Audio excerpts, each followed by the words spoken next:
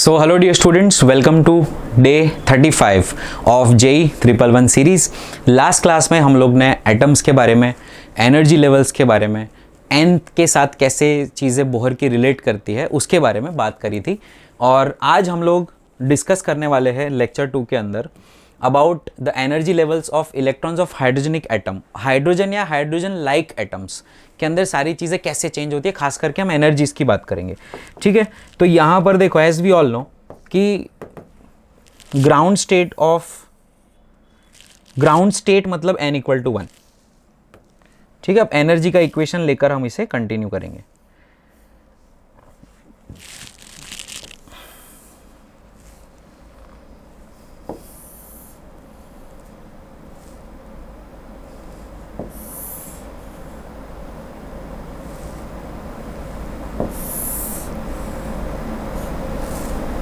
ठीक है, कुछ ऐसे लेयर्स ऑफ एनर्जी है, लेवल्स ऑफ एनर्जी भी कह सकते हैं इसको, लेवल्स ऑफ एनर्जी है। ठीक है, कुछ ऐसे है। अब ये हो गया बेटा तुम्हारा n इक्वल्स टू 1, ये हो गया n इक्वल्स टू 2, ये हो गया n इक्वल्स टू 3, ये हो गया n equals to 4, n equals to 5 और n equals to 6। Now as we all know कि भाई एनर्जी जो है वो हमने हमारे प्रीवियस लेक्चर के अंदर देखा था कि मैं आपको बता दूं कि energy of n nth orbit that was directly related as ये रहा -13.6 electron volt Z square by n square, -13.6 electron volt Z square by n square. तो अगर यहाँ पर हम देखें तो एनर्जी का nth है -13.6 EV Z square by n square, है ना। ये इक्वेशन हमने डिराइव किया था बेटा, याद है? ओके। अब क्या इसके बेस पर अगर मैं n इक्वल्स टू 1 पुट करूं and for hydrogen z equal to 1 put करूं तो यहाँ की एनर्जी कितनी होगी? यहाँ की एनर्जी आपको मिलेगी 13 माइनस ऑफ 13.6 EV। अब ये मैं एनर्जी की जो बात कर रहे हैं ना, this is your total energy. ध्यान रहे बेटा, एक बार पूछा था potential energy. So this is your total energy. Total energy की ही बात होगी हमेशा, कभी भी पोटेंशियल काइनेटिक की बात नहीं होगी। It's total energy.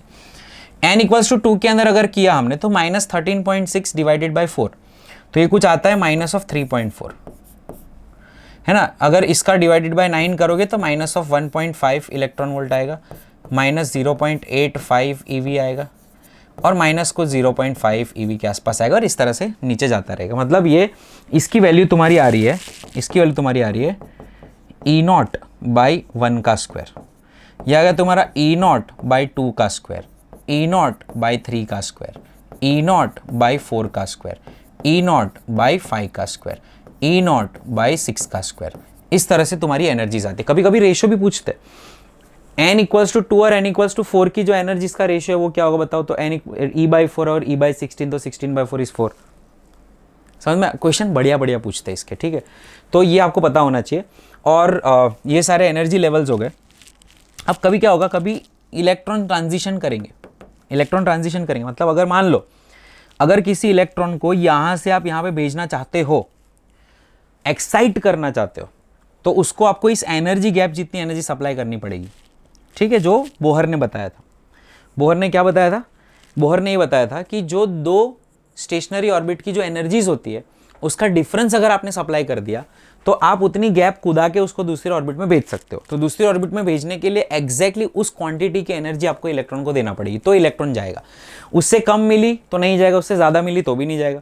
तो पूरा क्वांटम ऑफ फोटोन वो ऑब्जॉर्व तभी करेगा जब एग्जैक्टली इसके जितनी एनर्जी मिलेगी। तो अगर ये एनर्जी आप निकालो कितनी आएगी, तो ये -13.6 है, ये 3.4 है, सॉरी नॉट 13.4, ये 3.4 है ना, माय मिस्टेक, ये 3.4 आएगा। अब ये -13.6 से 3.4 है। अब आप इसका अगर डिफरेंस निकालोगे तो तेरा आएगा कुछ 10.2 EV, 10.2 इलेक्ट्रॉन वोल्ट आएगा, है ना। अगर आप इसका डिफरेंस निकालोगे तो ये कुछ तुम्हारा 12.1 EV आएगा, 12.1 इलेक्ट्रॉन वोल्ट आएगा। तो 13.6 में से अगर आपने 3.4 माइनस किया तो 12.2 के आसपास, 3.4 माइनस करो 12.2 के आसपास आपका, 12.1 इसकी प्रिसाइज वैल्यू है, आपकी चीज़ें आएगी।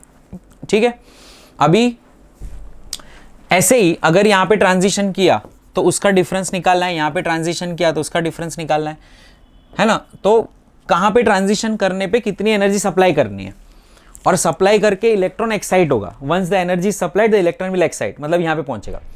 अब एक्साइटेड स्टेट में इलेक्ट्रॉन को रहने की आदत नहीं है, एक्साइटेड स्टेट में इलेक्ट्रॉन को रहने की आदत नहीं है, तो इलेक्ट्रॉन एक्साइट होगा, ऊपर जाएगा, फिर सीधा नीचे आ जाएगा। अब नीचे वो कितने स्टेप्स में आ सकता है, ठीक है, नीचे वो कितने स्टेप्स में आ सकता है। तो अगर आप देखो नीचे कितने स्टेप में आ सकता है, तो अगर आप देखो तो यहां पर पहुंचा, मान लो यहां पर पहुंचा, तो कितनी पॉसिबिलिटी है, एक ऐसे आ सकता है, एक ऐसे आएगा, या एक सीधा ऐसे आ जाएगा, मतलब 3 पॉसिबिलिटीज है। अगर n इक्वल्स टू 3 पे जा रहा है तो 3 पॉसिबिलिटी है, ठीक है। इसका फॉर्मूला है n इंटू एन माइनस 1/2, मतलब n इक्वल्स टू 3 पुट करो तो 3 into 3 minus 1/2 which is equals to 3 into 2/2 that is equals to 3। तो 3 पॉसिबिलिटी है और 3 फोटोन निकलेंगे, मतलब यहाँ पे गया तो लाइट बाहर आएगा, फोटोन बाहर आएगा। तो ये जो फोटोन जो बाहर आएंगे वो 3 टाइप के बाहर आएंगे, एक इतनी एनर्जी का बाहर आएगा, एक इतनी एनर्जी का बाहर आएगा, और एक इतनी एनर्जी का बाहर आएगा, ठीक है। तो फोटोन जो है वो जो गैप्स की एनर्जी गैप है, उसके एनर्जी गैप जितने फोटोन्स बाहर आएंगे, क्योंकि जब भी इलेक्ट्रॉन ट्रांजिशन करता है वो एनर्जी लूज करेगा, ऊपर से नीचे आने में एनर्जी लूज करेगा, नीचे से ऊपर जाना है तो गेन करवानी पड़ेगी, मतलब हमें देना पड़ेगी, और अगर ऊपर से नीचे आएगा तो वो देगा, अपने को एनर्जी देगा, अपने उसको देनी पड़ेगी अगर नीचे से ऊपर भेजना है तो, ठीक है। चलो आगे बढ़ते हैं। तो नेक्स्ट इस तरह से ट्रांजिशन हो रहा है। अभी ये सारे ट्रांजिशन और कितने कितने होंगे वो हमें फाइंड करना है, मतलब कहीं से भी कहीं पे बुला है तो कितने पे आएगा, कितने फोटॉन्स निकलेंगे, वो आपको क्वेश्चंस आ सकते हैं। तो इसके एक एक्साइटेशन की लेवल देख लो, n equal to 1, n equal to 2 is called first excited state, पहली बार एक्साइट हुआ तो इसको फर्स्ट एक्साइटेड स्टेट कहते हैं। याद रखें n equals to 1 is called ground state, इसको हम ग्राउंड स्टेट कहते हैं बेटा, ध्यान रखें। हाँ, ये सारी चीजें याद रखना, ये बहुत इंपॉर्टेंट है। n इक्वल्स टू 3 जो है वो सेकेंड एक्साइटेड स्टेट है, this is called second excited state. तो कभी कभी क्वेश्चंस जब फ्रेम करेंगे ना तो एक्साइटेड स्टेट में पूछेंगे, electron is in third excited state मतलब n equal to 4, electron is in sixth excited state मतलब n equals to 7, electron is in first excited state n equal to 2, electron is in ground state n equals to 0, ठीक है। तो यहाँ पर orbit जो है वो इससे देखी जाती है, n 1 2 3 4 ये ऑर्बिट है, electron is in first orbit, second orbit, third orbit, fourth orbit, five orbit, sixth orbit, ठीक है। लेकिन अगर एनर्जी लेवल्स एक्साइटेड स्टेट से पूछे जाए तो सेकेंड ऑर्बिट में तुम्हारा पहली बार एक्साइटेशन होता है, पहली बार ऊपर गया तो फर्स्ट एक्साइटेशन, तो फर्स्ट एक्साइटेशन उसको एक स्टेप ऊपर लेके जाएगा, ठीक है। और यही सारी चीजें बेटा अगर किसी और एलिमेंट के लिए पूछी गई, मान लो they are asking for hydrogen, sorry for helium, they are asking for helium, ठीक है। अगर हीलियम के बारे में बात करी गई तो क्या करना है, अगर आपको पूछा for helium,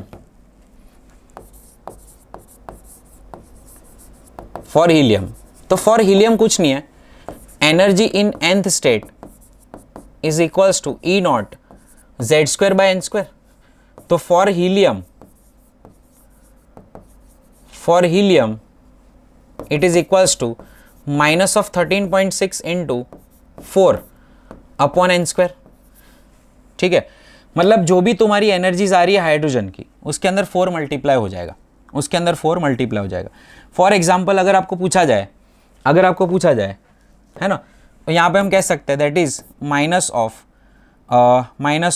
energy of hydrogen multiplied by 4, मतलब जो भी एनर्जीज ऑफ हाइड्रोजन है वो मल्टीप्लाइड बाय 4 करने से nth ऑर्बिट की एनर्जी आपको मिल जाएगी, ठीक है। तो अगर आप देखा जाए यहाँ पे, ठीक है, ये n इक्वल टू 1 है, वहां पर माइनस ऑफ 13.6 मल्टीप्लाइड बाय 4, ठीक है। तो ये तुम्हारा आएगा अराउंड 54.4,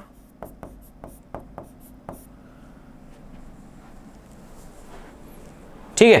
तो 54.4 इलेक्ट्रॉन वोल्ट की एनर्जी जो है वो इसके पास होगी। तो कुछ नहीं करना, n इक्वल्स टू 2 है, तो उसका अपने पार्टी का आ रहा था माइनस ऑफ 3.4, तो मल्टीप्लाइड बाय 4 करना है, माइनस 3.4 मल्टीप्लाई बाय 4 करना है, ठीक है।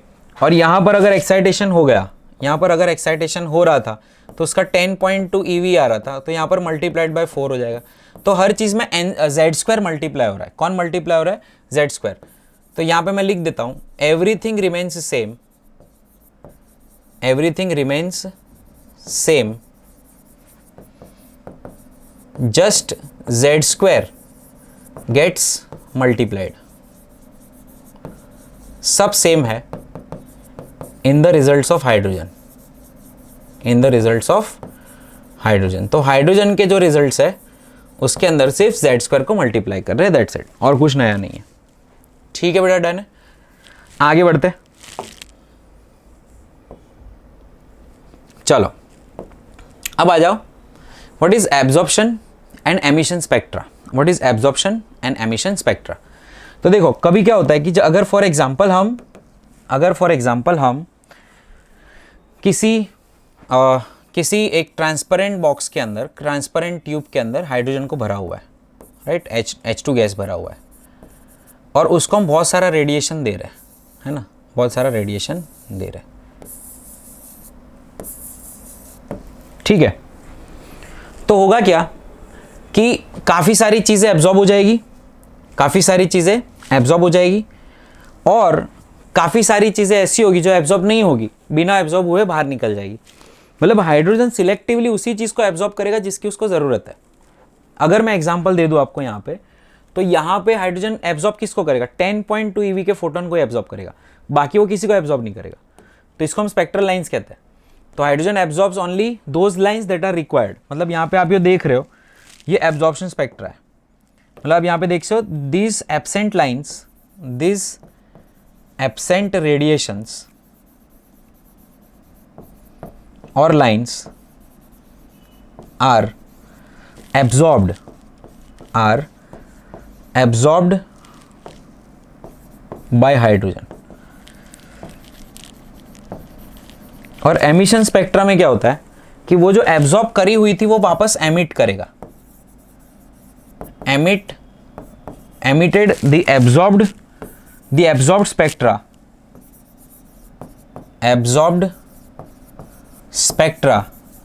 absorbed spectral radiations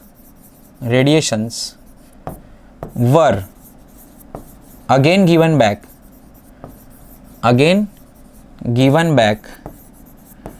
by the atom or by the hydrogen after removal of incident radiations।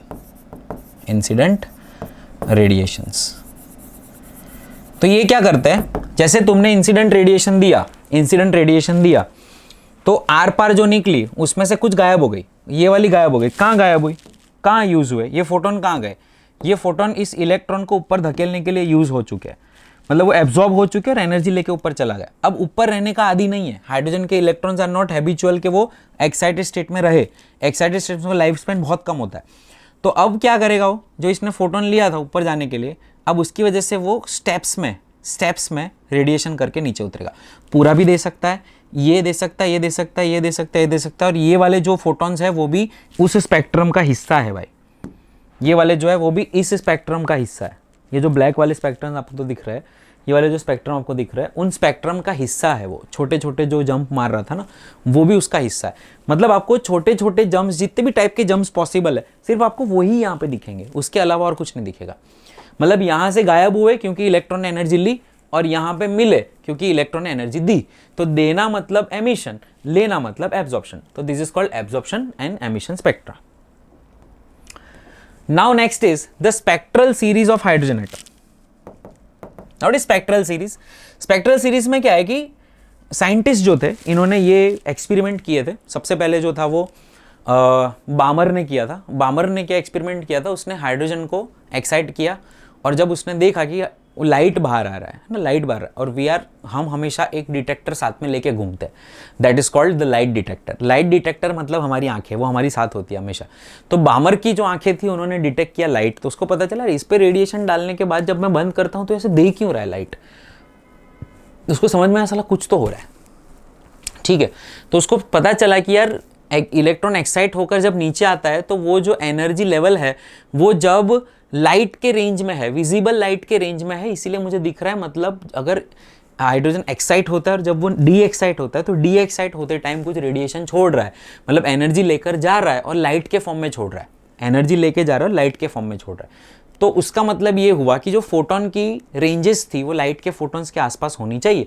1.9 electron volt से 3.5, 3.2, 3.3 इलेक्ट्रॉन वोल्ट के नज़दीक होती है लाइट के जो फोटॉन्स होते हैं उनकी एनर्जी लेवल्स। तो यहाँ पे हम एक चीज़ बहुत अच्छे से समझे कि भाई इसके हिसाब से there is a spectral series. सबसे पहले बामर सीरीज जो है वो बनी थी, बामर ने सबसे पहले सीरीज दी थी, ठीक है। तो स्पेक्ट्रल सीरीज के अंदर क्या होता है, this is a names given to the radiations emitted by radiations emitted by hydrogen atoms upon excitation। ठीक है, it is a series of radiations, it is a series of radiations. तो इन series of radiations की सबसे पहली जो series है बेटा उसे हम कहते हैं लाइमैन सीरीज, है ना। सबसे पहली सीरीज है दैट इज लाइमैन सीरीज। तो ऐसी 5 सीरीज है, Lyman series, Balmer series, Lyman series, Balmer series, Paschen series, Lyman Balmer Paschen Brackett, Brackett series, और लास्ट वाली सीरीज है जो Pfund series, Pfund series, P silent है इसमें, फंड सीरीज, ठीक है। अब यहां पर अगर आप देखो तो लाइमन सीरीज में n इक्वल टू 1 लेंगे, बामर सीरीज में n इक्वल टू 2 लेंगे, लाई बामन पाशन में n इक्वल टू 3 लेंगे, ब्रैकेट में n इक्वल टू 4 लेंगे और फंड में n इक्वल टू 5 लेंगे, ठीक है। तो यहां पर n इक्वल टू 1 पे आएगा, n इक्वल टू 2 पे आएगा, n इक्वल टू 3 पे आएगा, क्योंकि ये एमिट हो रहा है। एमिट होना मतलब डी एक्साइट होगा तब एमिट होगा, ठीक है। तो डी एक्साइटेशन के टाइम पर वो एमिट होगा। तो डी एक्साइटेशन के लिए कहां पे आएगा, कहां पे आएगा, तो ऊपर से नीचे आएगा, बट ऑब्वियसली तो अब सारी सीरीज को एक एक करके समझते हैं। तो पहली सीरीज है लाइमन। अब इनको भी थोड़ा डिटेल में समझेंगे थोड़ा, ठीक है। तो यहाँ पे मैं फटाफट से ड्रॉ कर लेता हूँ, राइट, कि लाइमन के लिए हम लोग क्या करेंगे।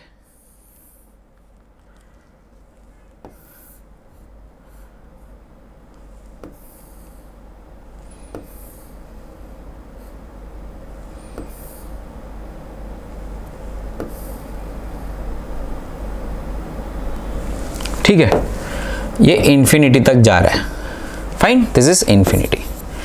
चलो अब ये है मेरा n equal to 1, n equal to 2, n equals to 3, n equals to 4, n equals to 5, n equals to 6 and n equals to 7, n equals to 7, ठीक है।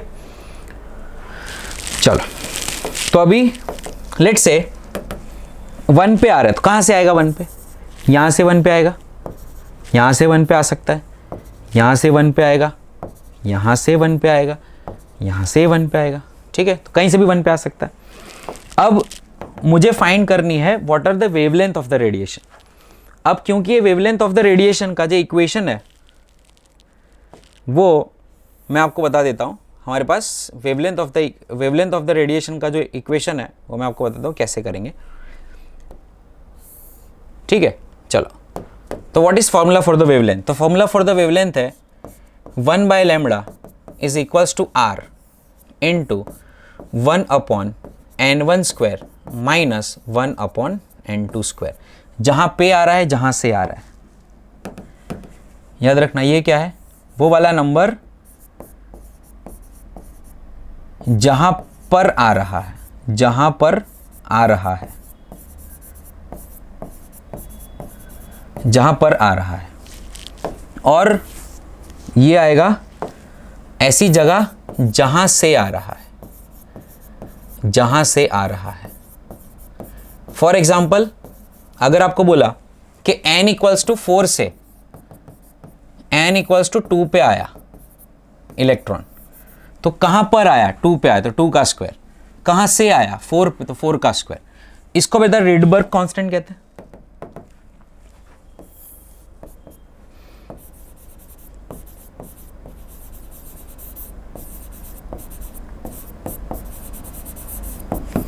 ठीक है, रिडबर्ग कांस्टेंट है।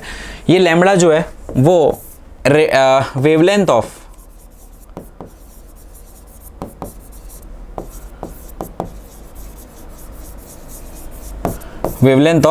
एमिटेड रेडिएशन है, वेवलेंथ ऑफ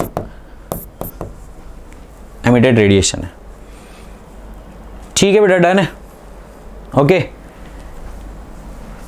ओके, तो ये सारी चीज़ें तुम्हें ध्यान में होनी चाहिए। रेडबर्ग कांस्टेंट की कुछ वैल्यू 1.09 इंटू 10⁻⁻⁻⁻⁻ मीटर, और इसको हम लोग यूज़ करेंगे, और ये रेशो में कट जाएगा, इसलिए उसका टेंशन लेने की इतनी ज़रूरत नहीं है।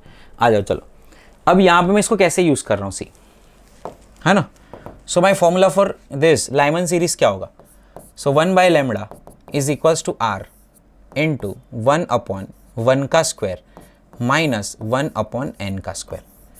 यहाँ पर n is equals to 2, 3, 4, 5 so on up to infinity.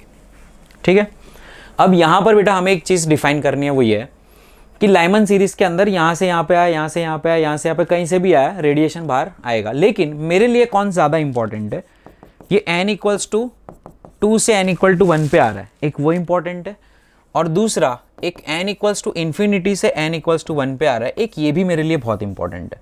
Because ये जो है this is highest energy photon, highest energy photon होगा ये मेरा,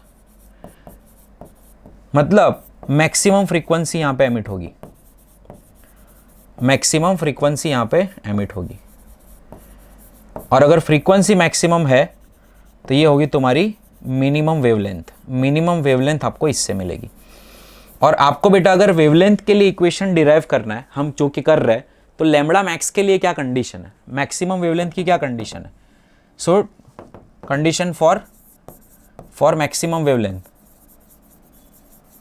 for maximum wavelength lambda max, कहाँ से ट्रांजिशन हो रहा है, transition is done from infinity to 1, infinity to 1 transition हो रहा है। मतलब यहाँ पे मेरा इक्वेशन क्या बनेगा, लेट्स सी, मेरा इक्वेशन बनेगा 1/λ maximum is equals to Rydberg constant into 1/1 का स्क्वायर माइनस 1/∞ का square which is nothing but r।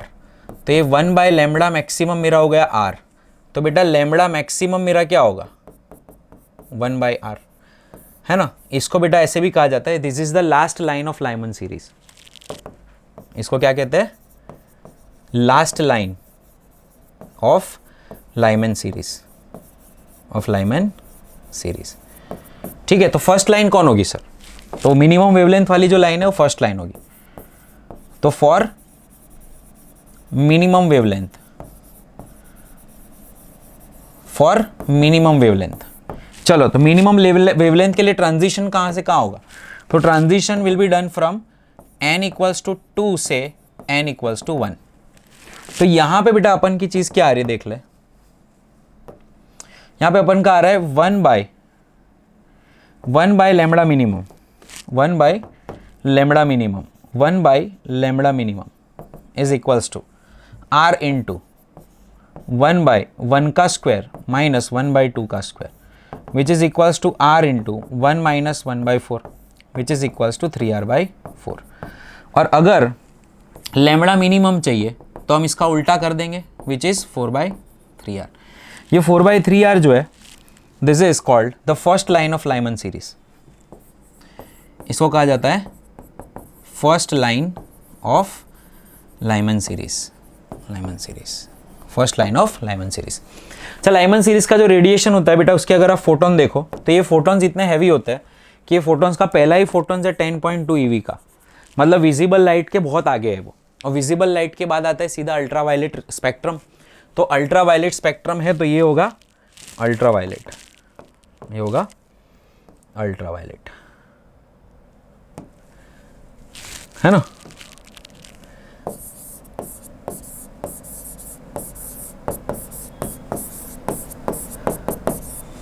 ये होगा अल्ट्रावायलेट स्पेक्ट्रम में आपको रेडिएशन मिलना है।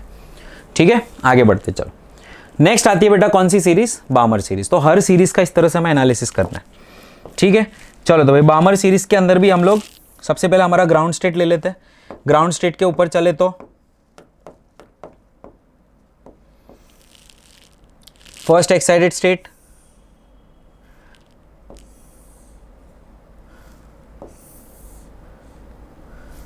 धीरे धीरे कम होगी ये गैप्स, है ना, इस तरह से चीजें होती है। ठीक है, अभी मेरा क्या होगा n इक्वल्स टू ये हो गया n equal to 1, n equal to 2, n equal to 3, 4, 5, 6, 7 और सबसे एंड वाला जो है वो n equal to infinity, n equals to infinity. अब हमारा जो रेडिएशन है वो कहाँ से कहाँ आ रहा है बेटा? चलो हमारा रेडिएशन जो है वो कुछ ऐसे आएगा, 2 पे आएगा, है ना, 2 पे आएगा, मतलब आपके जो इलेक्ट्रॉन्स है वो ऊपर वाले से 2 पे आएंगे सारे, ठीक है। और लास्ट वाला जो है वो ये last line of the Balmer series, है ना। So transition is done from any N to 2,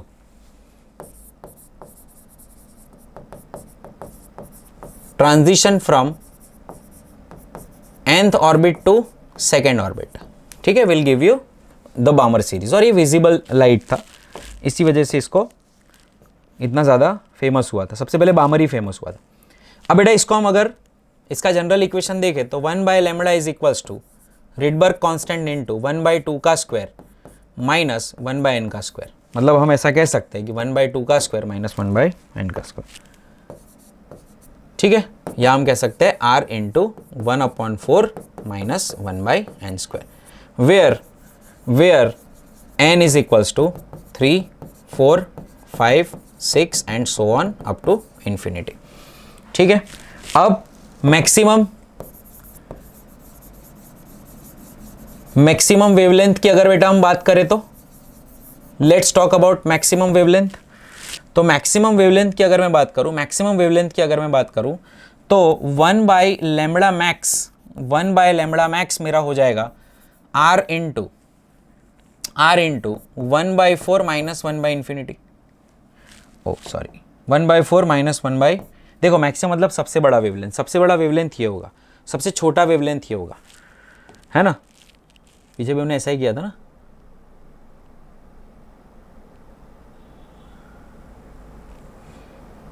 हाँ इधर गड़बड़ करी हमने ना, मैक्सिमम नहीं आएगा, मिनिमम आएगा, this is minimum and this is maximum, है ना, ये गड़बड़ है।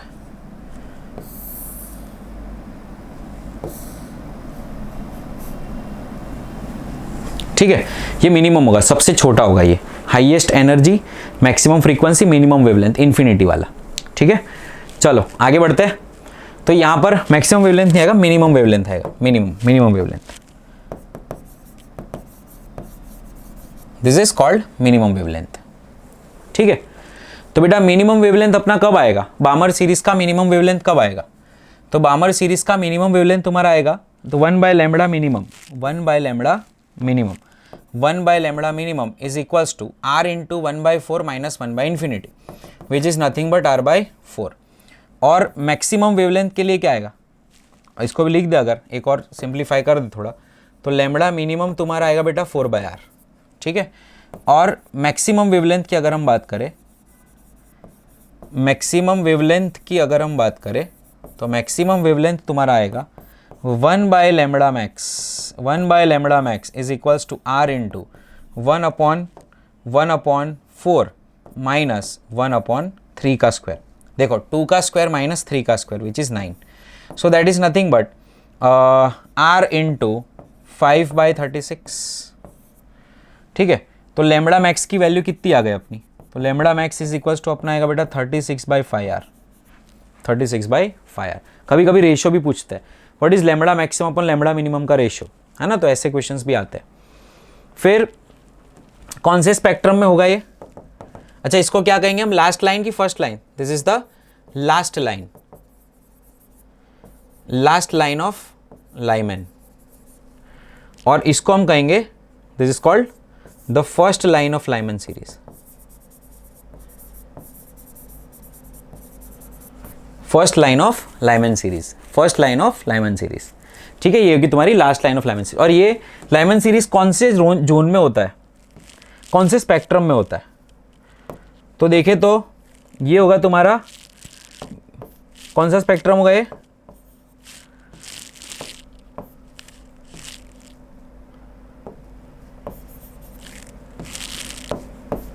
ये विजिबल स्पेक्ट्रम में होगा बेटा। So this is in the visible spectrum, है ना। तो this lies in the visible spectrum, visible spectrum, मतलब ये दिखने वाला था, इसीलिए तो दिख गया था बामर को, और Balmer was the first person to analyse this, right. तो ये फोटोन जो तुम्हारे निकलेंगे सबसे गरीब होंगे, और ये होंगे सबसे हाई फ्रीक्वेंसी फोटोन होंगे। तो ये मिनिमम वेवलेंथ, मैक्सिमम एनर्जी, ये हो गया minimum wavelength and maximum energy, maximum energy, ठीक है। और मैक्सिमम फ्रीक्वेंसी, हाँ मैक्सिमम फ्रीक्वेंसी, फ्रीक्वेंसी मैक्सिमम होगी, एनर्जी जो है वो फ्रीक्वेंसी पे डिपेंड करती है, ठीक है। बहुत सारी चीज़ें हम अच्छी इसमें बता सकते हैं। नेक्स्ट पे आते हैं पाशन सीरीज। अब पाशन सीरीज आप समझ ही गए होंगे, सेम फॉर्मेट हमें फॉलो करना है ना। पाशन जो है वो कहाँ से कहाँ जा रहा है, अब वो बेटा 3 पे डील करेगा, है ना। अब सारी चीज़ों की वो डील करेगा कहाँ पे, 3 पे करेगा।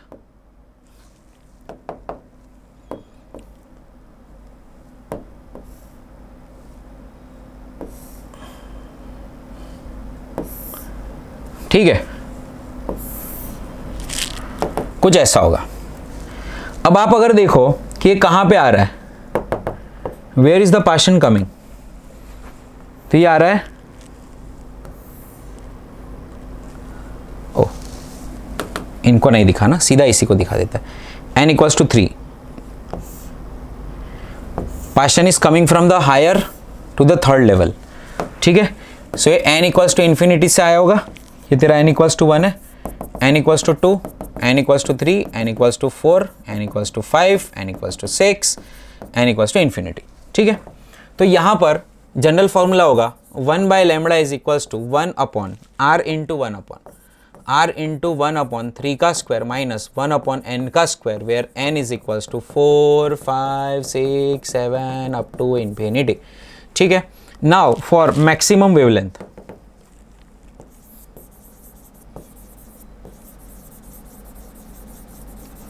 for maximum wavelength, minimum energy and frequency, जो तुम्हारा ट्रांजिशन होगा वो n इक्वल्स टू 4 से होगा। वेवलेंथ मैक्सिमम मतलब n इक्वल्स टू 4 से n इक्वल्स टू 3। तो आपका जो इक्वेशन आएगा वो आएगा 1 by lambda max is equals to r into 1 by 9 minus 1 by 16। तो ये तेरा हो जाएगा 16 में से 9 गए तो 7, 7r बाई 144, 7r बाई 144। तो तेरा लैम्बडा मैक्स हो जाएगा 144 बाई 7r, 144 बाई 7r, ठीक है। अब यहां पे 1 by lambda max equals to r into 1 by 9, ये हो गया। अब आ गया तेरा मैक्सिमम की जगह पे minimum, for minimum wavelength, for minimum wavelength. तो बेटा मिनिमम वेवलेंथ के लिए क्या आएगा, lambda minimum is equals to r into lambda minimum equals to r into 1 upon 9, 3 का स्क्वायर 9 माइनस 1 बाई इन्फिनिटी। तो ये आ जाएगा तेरा r बाई 9। लेकिन लैम्बडा मिनिमम कितना होगा, lambda minimum equals to 9 by r, lambda minimum equals to 9 by r। Now let's say इनका आपको पूछा है कि कभी कोई रेशियो पूछ सकते हैं कौन से स्पेक्ट्रम में होगा। तो इनका स्पेक्ट्रम क्या होगा, इनका स्पेक्ट्रम होगा इंफ्रारेड। कौन सा स्पेक्ट्रम है ये इनका, इंफ्रारेड स्पेक्ट्रम है, इंफ्रारेड स्पेक्ट्रम है, ठीक है बेटा, डन है। तो इंफ्रारेड स्पेक्ट्रम में ये अपन को मिलता है, ठीक है। और कुछ चीज़ मिसिंग है क्या, डन है, हो गया सब, ट्रांजिशन सारे आ गए, ओके। हाँ, इसको हम क्या बोलेंगे, this is the first line of Paschen, और इसको हम बोलेंगे लास्ट लाइन ऑफ पाशन, ठीक है। अब ऐसे ही नेक्स्ट है लाइमन बामर पाशन ब्रैकेट फंड। अब ये तुम्हारा फंड वाला हो गया, ठीक है। First line, second line, third line, fourth line, fifth line, sixth line, seventh line और लास्ट लाइन। चलो अभी ध्यान दो, ये n इक्वल्स टू इन्फिनिटी है, ये n equals to 1 ground state, n equals to 2, n equals to 3, n equals to 4, 5, 6, 7 and up to infinity. कहाँ पे आएगा? n इक्वल टू 4 पे आएगा। कहाँ से आएगा? सबसे पहले ऊपर से आएगा, फिर यहाँ से आएगा, फिर यहाँ से आएगा, फिर यहाँ से आएगा। So this is your last line, this is your last line, this is your first line, this is your first line. ठीक है, अब बेटा इसका जनरल फॉर्मूला क्या होगा बताओ? So 1 by lambda equals to Rydberg constant into 1 upon 4 का square minus 1 upon n का स्क्वायर। तो यहाँ पे n इक्वल्स टू तेरा हो जाएगा 5, 6, 7, 8 up to infinity. So now for maximum wavelength and minimum, for maximum wavelength and minimum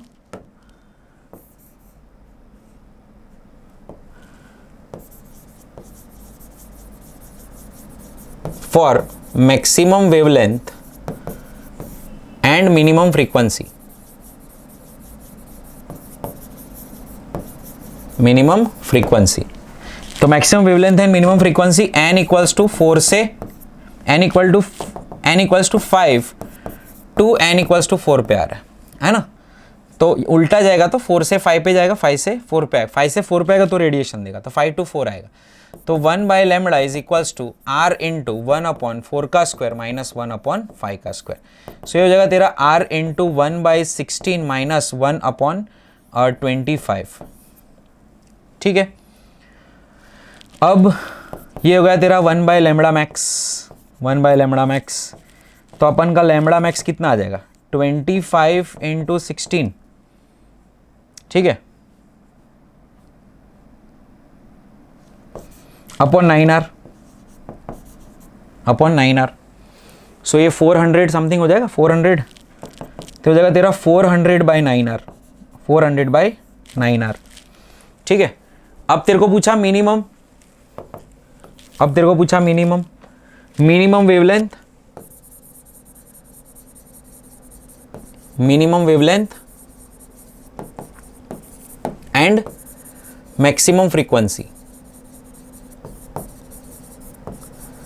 minimum wavelength and maximum frequency, minimum wavelength and maximum frequency. तो n equals to infinity to n equals to 4 पे आ रहा है। So हो जाएगा 1 by lambda minimum is equals to r into 1 upon 4 का square minus 1 upon infinity का square. So that is r by 16। So होगा तेरा 1 बाय लैम्बडा मिनिमम। तो लैम्बडा मिनिमम कितना हो जाएगा? लैम्बडा मिनिमम हो जाएगा 16 बाय r, लैम्बडा मिनिमम हो जाएगा 16 बाय r। ठीक है बेटा, डन है, लैम्बडा मिनिमम हो जाएगा 16 बाय r। अब ये कौन से रीजन में होता है भाई साहब? ये भी हाँ आपका इंफ्रारेड रीजन में, इंफ्रारेड रीजन में आएगा। ये भी is also in infrared reason, infrared reason. ठीक है, चलो भाई आखिरी सलाम दे देते हैं फंड को। चल भाई फंड भाई बताओ कहाँ से कहाँ जाओगे तुम? फंड भाई जाएंगे 5 पे, आएंगे कहाँ से आएंगे 5 पे? फंड भाई, फंड भाई देखो सी, अब मेरी स्ट्रेट लाइन पेशेंस चला जाता है। बहुत ड्रॉ कर ली। चलो भाई n equals to 1, n equals to 2, n equals to 3, n equals to 4, 5, 6 and infinity. अब देखो यहाँ पे इतनी सारी मैंने ड्रॉ करने के पीछे रीजन क्या है? क्योंकि साला बहुत ऊपर ऊपर ट्रांजिशन होने वाला है। ये 5 पे ट्रांजिशन होगा, यहाँ से होगा, यहाँ से होगा, यहाँ से होगा और यहाँ से होगा। And this is called the last line, this is called the last line of fund. ठीक है, इस पे से बेटा बहुत एमसीक्यूज आ सकते हैं। लास्ट लाइन फर्स्ट लाइन वाला, this is the first line. Lambda max lambda minimum का रेशियो है, सब अच्छे अच्छे क्वेश्चंस आते हैं इसके। मजदूरी है, मजदूरी कर लो तो याद रह जाएंगी चीज़ें। ठीक है, फिर याद रखने की ज़रूरत नहीं पड़ेगी। चलो तो ट्रांजिशन कहाँ से कहाँ होगा? Transition from n to 5। So 1 by lambda is equals to r into 1 by 5 का स्क्वायर माइनस 1 बाय n का स्क्वायर, 1 बाय 5 का स्क्वायर माइनस 1 बाय n का स्क्वायर। अब यहाँ पे क्या होगा ध्यान से देखना, 1 by lambda equals to r into 1 by 5 का स्क्वायर माइनस 1 बाय n का स्क्वायर। अब for maximum wavelength,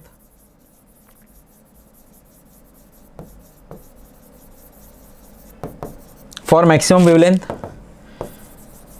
minimum energy and frequency, minimum frequency 5 to 6 transition करेंगे, transition from n equals to 5 to 6, so 1 by lambda max हो जाएगा 6 to 5 होगा, मतलब not 5 to 6 actually 6 to 5 होगा, 6 से 5 पे आएगा, 5 और 6 के बीच में ट्रांजिशन हो रहा है, तो R इंटू 1/25 माइनस 1/36, ठीक है, तो ये हो जाएगा तेरा, that is equals to R into 36 minus 25 divided by 36 into 25, ठीक है। तो अब यहाँ पे अगर आपको इसको करना है 36, मतलब 9 4 जा 36, तो 4 25 जा 100, तो 900 हो जाएगा, नीचे ऊपर तेरा हो जाएगा 11, तो 11 बाई 900, तो 11 R बाई 900, ये होगा तेरा 1 by lambda max. So sir lambda max कितना हो जाएगा 900 बाई 11R, 900 बाई 11R, ठीक है सर। अभी बताओ आगे और क्या करना है। अभी देखो चलो आगे आ जाओ, नेक्स्ट है फॉर, ये मैक्सिमम वेवलेंथ हो गया, फॉर मिनिमम वेवलेंथ,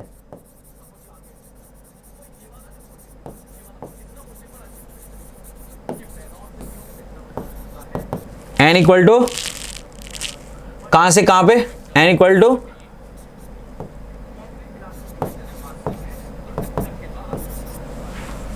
इंफिनिटी, ठीक है। अब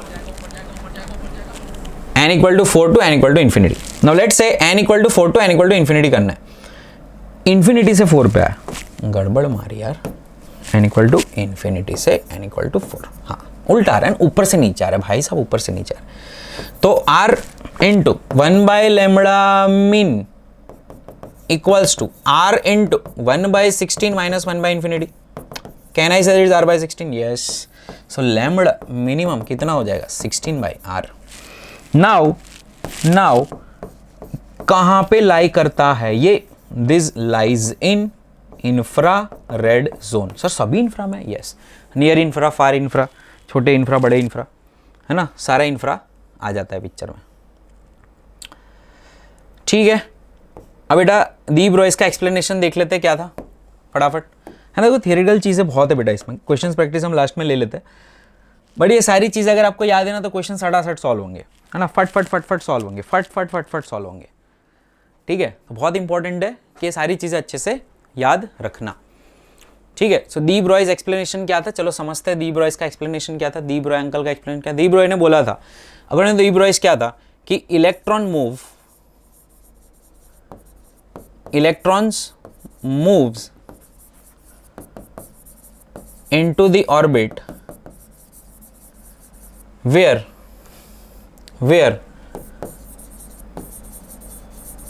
the circumference or perimeter of orbit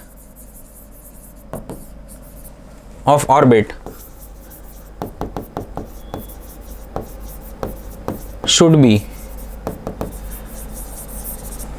an integral multiple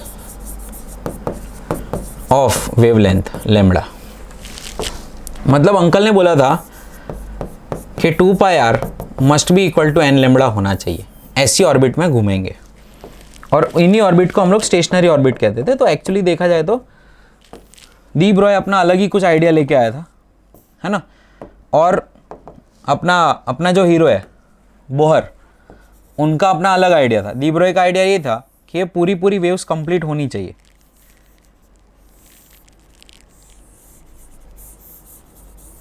ऐसे होना चाहिए, ठीक है। तो आर्ग्यूमेंट हुई इनके बीच में, दी ब्रोय की बातें और बोहर की बातें। बोहर कहता है नहीं, बोहर क्या लेके बैठा था, अकॉर्डिंग टू द बोहर क्या था, mvr is equals to nh by 2 pi. अब ये कह रहा है कि नहीं, n lambda is equals to 2 pi. तो बोहर ने क्या बोला, भाई तेरे इक्वेशन में तूने एक चीज़ का इक्वेशन दिया था, इसका मैटर वेव का, जो lambda equal to h by M V था। तो बोले हाँ सर मैंने दिया था। बोले पुट कर इसको इधर।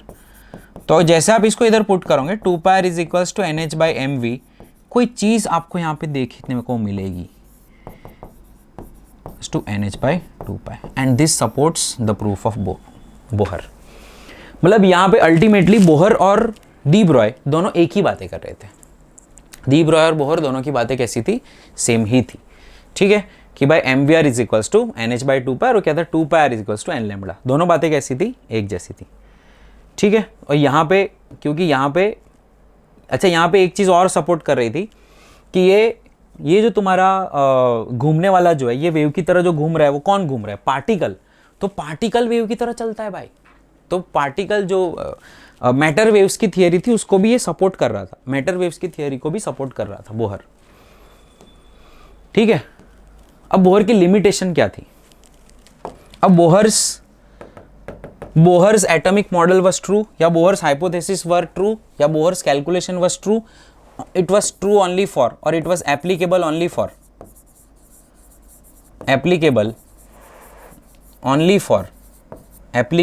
only for single electron atom।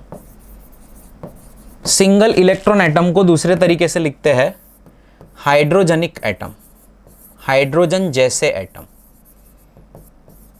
हाइड्रोजनिक atoms, hydrogen जैसे एटम्स। हाइड्रोजन जैसे एटम्स में कौन कौन आता है? एक He+ आ गया, इसमें एक इलेक्ट्रॉन है। Li++ आ गया, है ना। Be+++ आ गया। ठीक है। तो 2 इलेक्ट्रॉन निकाल लेते हैं हम। ठीक है। इसमें से एक इलेक्ट्रॉन निकाल, इसमें 2 इलेक्ट्रॉन निकाल, इसमें 3 इलेक्ट्रॉन निकाले। तो हाइड्रोजन सिंगल इलेक्ट्रॉन एटम्स के लिए एप्लीकेबल है। दूसरा, Bohr's hypothesis was unable to explain the relative intensity of the spectral lines. बहुत बढ़िया चीज लिखी है क्या? Bohr's hypothesis were unable to explain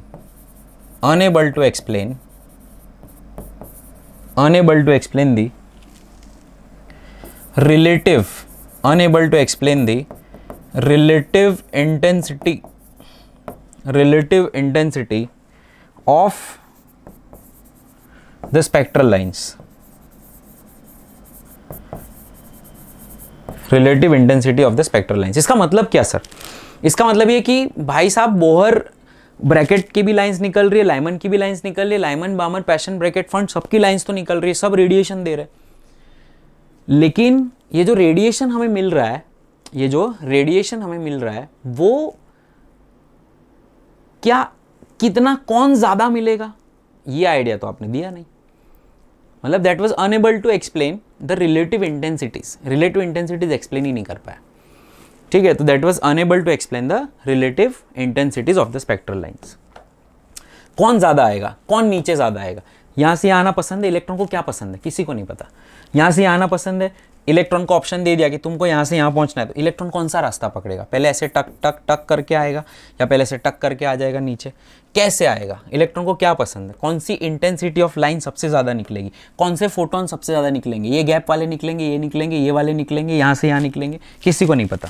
relative intensity के बारे में कोई आंसर नहीं कर पाया था। ठीक है। तो स्पेक्ट्रल लाइंस की रिलेटिव इंटेंसिटी के बारे में कोई आइडिया नहीं था। नेक्स्ट क्वेश्चन की ओर चलते हैं। In the Bohr's model an electron moves in a circular orbit around the proton. ठीक है। Consider the orbiting electron to be a circular current loop. ठीक है। The magnetic moment of hydrogen atom when the electron is in nth excited state is dash. क्या पूछा इसने? When the electron the magnetic moment of hydrogen atom when the electron is in nth excited state is dash. ठीक है। चलो, तो अभी what is magnetic moment? Magnetic moment mu that is equals to IA, that is equal to IA। अब जो तेरा current है उसको हम कैसे देख सकते हैं? तो यहां पे देखो, मेरे को ऑप्शन में क्या क्या चीजें दी है वो देखते हैं एक बार। तो मेरे को यहां पे करंट तो पता है मुझे क्या होता है, current is equals to Q/T, time period पर डिपेंड करता है। और जैसे हमने अगर हम यहाँ पे करंट की चीज़ देख भी लेते हैं, है ना, हमने बहुत सारे फॉर्मूला डिराइव किए। सी अगर हम यहाँ पे करंट वाला ये वाला फॉर्मूला यूज़ कर लेते हैं, ये वाला, तो करंट का जो मेरा फॉर्मूला है वो क्या है, I naught into Z square by N cube. अब आई नॉट के अंदर कौन आ रहा है, ई एफ नॉट, तो E F naught Z square by N cube. अब एफ नॉट के अंदर कौन आ रहा है, ये रहा। देखो अब स्पीड से हम डायरेक्ट टाइम पे पहुंच सकते हैं, टाइम पीरियड पे, और अगर आप टाइम पीरियड पे पहुंच गए तो भी आपका काम हो जाएगा। देखो स्पीड आपको टाइम पीरियड पे ले जा सकती है रेडियस के थ्रू। तो यहाँ पे देखो यहाँ पे कैसे पकड़ने हैं क्वेश्चंस को। ये 2013 का क्वेश्चन है, बढ़िया सा क्वेश्चन पूछा है, पहला ही क्वेश्चन में मस्त लिया है। अब मेरे को किसके फॉर्म में लाना है वो पहले चेक कर लो। तो चार्ज है, ठीक है, मास है, एच वाली चीज़ें है, ठीक है। तो सर यहाँ पे करंट जो है, क्या करंट को हम कह सकते हैं ई बाई टी, डेफिनेटली कह सकते हैं। क्या एरिया को कह सकते हैं पाई आर स्क्वायर, डेफिनेटली कह सकते हैं। Sir E upon time period T is equals to, time period T is equals to 2 pi R by V कह सकते हैं, यस सर कह सकते हैं, into pi R square. Okay sir done, कोई दिक्कत नहीं। अब सर वेलोसिटी जो है, वेलोसिटी जो है ना, वेलोसिटी को आप यहाँ से ला सकते हैं क्या, M V R is equals to N H upon 2 pi. यहाँ से क्या वेलोसिटी मिल सकती है मुझे, N H upon 2 pi M R, definitely मिल सकती है। तो यहाँ पे वेलोसिटी को मैं लिख देता हूँ N H upon 2 pi M R into pi into R square, ठीक है। अब आप यहाँ पे अगर देखो तो बेटा आर से आर कैंसिल हो रहा है, उत्तरी पाई से पाई कैंसिल हो रहा है, तो ये आ रहा है E N H by 4 pi M, E N H by 4 pi M. Option C is the correct answer, C E N H by 4 pi M. अगर मैं इसको सेटल करूं तो ई बाई 2m हो सकता है और 2 पाई नीचे आ जाएगा और NH हो जाएगा। तो इस तरह से भी हम इसको डन कर सकते हैं, राइट। मतलब देखो अगर if you know all the formulas, आप कहीं ना कहीं कोई ना कोई जुगाड़ बिठा के आंसर आराम से ला सकते हो, ठीक है। चलो आगे बढ़ते हैं। Yes, the energy of an hydrogen atom in the ground state is -13.6 eV। द एनर्जी ऑफ He+ ion in the first excited state will be dash. देखो भाई He+ की फर्स्ट एक्साइटेड पे कितनी होगी ऐसा पूछा है मुझे, ठीक है। चलो ध्यान देना, अगर मैं n = 1 की बात करूं और n = 2 की बात करूं, तो क्या ये मेरा फर्स्ट एक्साइटेड स्टेट है, क्या ये मेरा फर्स्ट एक्साइटेड स्टेट है? डेफिनेटली सर यस, आपका फर्स्ट एक्साइटेड स्टेट है ये। अगर मैं n = 1 से ऊपर जा रहा हूं और मेरा हीलियम है, ये कौन सा है, ये अपना हीलियम है, तो क्या इस हीलियम के लिए मैं ये कह सकता हूं कि जो भी इधर एनर्जीज थी वो n² टाइम्स हो जाती है और हीलियम का Z² टाइम्स हो जाती है, सॉरी Z², हीलियम का Z 2 है तो 2 का स्क्वायर 4, यहाँ पे -3.4 थी तो वो भी Z² टाइम्स हो जाएगी। तो आपको ही पूछा है द एनर्जी ऑफ He+ in the first excited state, यहाँ पे कितनी होगी, तो 3.4 की 4 टाइम्स होगी, तो ये 13.6 के आसपास आपका आंसर आएगा। तो it is equals to -3.4 multiplied by 4, that is equals to -13.6 eV। ठीक है बेटा, okay sir.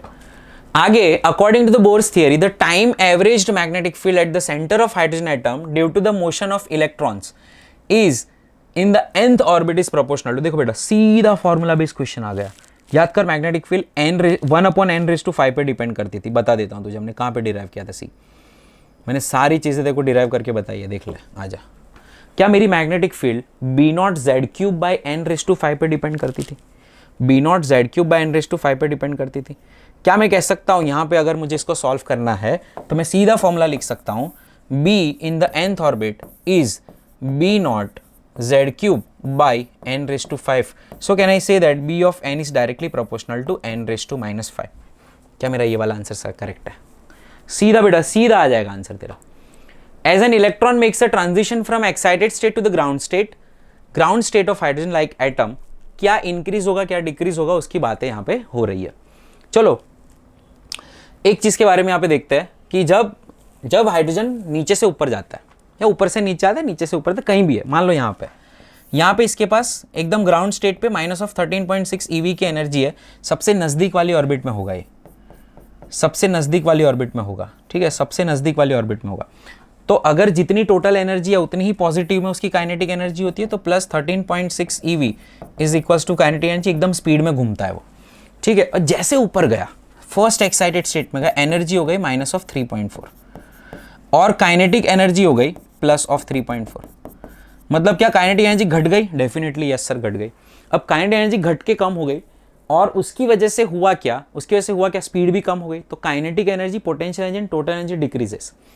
Kinetic energy, potential energy, total energy decreases ऐसा बोला है। काइनेटिक एनर्जी कहाँ जा रहा है? Transition from excited state to the ground state. ऊपर से नीचे आया भाई, ऊपर से नीचे आया, ध्यान से सुनना, ऊपर से नीचे आया। तो ऊपर से नीचे आने पर काइनेटिक एनर्जी बढ़ेगी, ऊपर से नीचे आने पर काइनेटिक एनर्जी बढ़ेगी। तो काइनेटिक एनर्जी तेरी हो रही है +3.4 से +13.6 हुई। टोटल एनर्जी -3.4 से -13.6 EV हुई। और ये -6.8 EV से, है ना, ग्राउंड स्टेट पे आया ना वो, तो डबल हो गई ना तुम्हारी। कितनी हो गई? 27.2 EV। ठीक है, तो अब यहाँ पे देखना है kinetic energy increase but potential energy, total energy decrease. तो काइनेटिक एनर्जी इंक्रीज हो रही है, kinetic energy, total energy decrease, kinetic energy decrease, kinetic energy increase ही हो रही है, डिक्रीज तो गलत हो गई। सभी डिक्रीज हो रहा है, काइनेटिक गलत हो गई। Kinetic energy, total energy decrease. Kinetic क्यों डिक्रीज कर रहा है भाई? काइनेटिक सिर्फ इंक्रीज हो रहा है। डिक्रीज कौन हो रहा है? ये वाली डिक्रीज हो रही है। तो आप अगर देखो तो ये -27.2 में माइनस में ज्यादा वैल्यू चली गई, मतलब negative of some value should be the less values. ठीक है, तो पोटेंशियल और घट गई, काइनेटिक बढ़ गई। ठीक है, तो काइनेटिक बढ़ेगी, याद रखना। So the fourth वाला option is the correct answer. Next है photon is emitted in transition from n = 4 to n = 1 from hydrogen. n = 4 to n = देखो क्या क्या चीज़ें हम कर सकते हैं। सी, ये n = 3 हो गया, ये मान ले n = 2 हो गया। ठीक है, अब देख ले डिफरेंस कितना आ रहा है, देख ले। तो मेरे को -13.6 EV वैल्यू पता है, -3.4 EV वैल्यू पता है, -1.54 EV मेरे को पता है, और ये हो गया तेरा 0.85 EV। मेरे को इतनी वैल्यूज पता है सारी। ठीक है, corresponding wavelength for this transition is dash nanometer. अब कभी अगर वेवलेंथ फाइंड करने की बात आती है, तो हम सीधा वो वाला फॉर्मूला यूज कर सकते हैं। कौन सा? एक तो एनर्जी वाला फॉर्मूला भी यूज हो सकता है ना।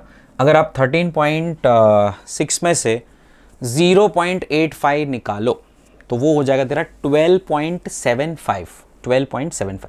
0.85 को माइनस करेंगे हम इसमें से, 13.6 में से अगर 0.85 को माइनस करेंगे तो 8 में से 6 तो गया, 60 तो गया, मतलब 15 बचा। और 15 जो है वो अगर वो भी माइनस होता है 13 में से तो नहीं 25 बचा है। हाँ 60 और 25, हाँ 25 बचा, तो 12.75 बचेगा। मतलब इसकी जो गैप है वो कितनी है वो निकालो।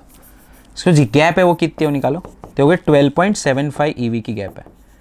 बस खत्म। इसके करस्पॉन्डिंग एनर्जी निकाल लो। कैसे निकालते हैं? शॉर्टकट क्या है? तो hc/λ। अब hc मतलब 12 का 40, किस में फाइंड करना है? Nanometer, electron volt nanometer upon कितना इलेक्ट्रॉन वोल्ट? 12.75 electron volt. ठीक है, तो इलेक्ट्रॉन गेल है 12.75, 12.40, 0.9 के आसपास, मतलब 90 के आसपास आएगा। 97 है, 94 है, 99, इतना कम तो नहीं आएगा। 94.1 इज द करेक्ट आंसर। थोड़ा बहुत आप कैलकुलेशन कर सकते हो। ठीक है, चलो 94.1 इज द करेक्ट आंसर। आगे बढ़ते हैं। Particular hydrogen like ion emits radiation of frequency 2.92 into 10^15 hertz. frequency f is equals to 2.92 into 10^15 hertz when it makes a transition from n equals to 3 to n equals to 1। n equals to 3 to n equals to 1 के transition में इतनी frequency emit हो रही है। The frequency in hertz of radiation emitted in transition from n equals to 2 to n equals to 1। n equals to 2 से n equals to 1 में कितनी frequency emit होगी?